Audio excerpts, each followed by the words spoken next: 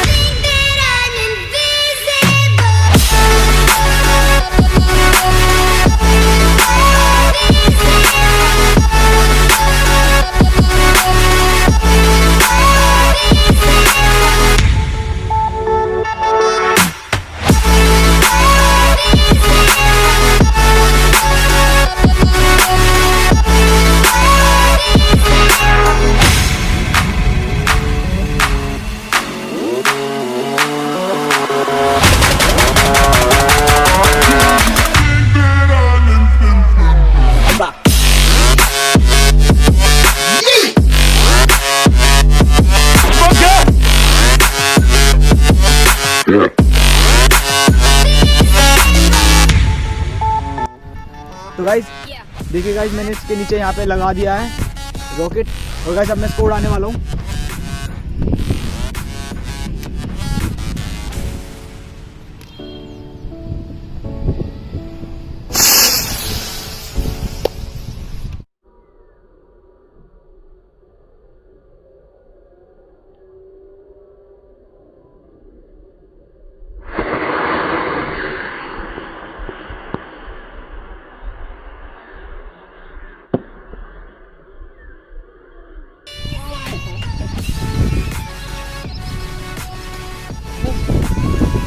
तो गाइस देखिए गाइस, बहुत दूर जाके पड़ा वो रॉकेट।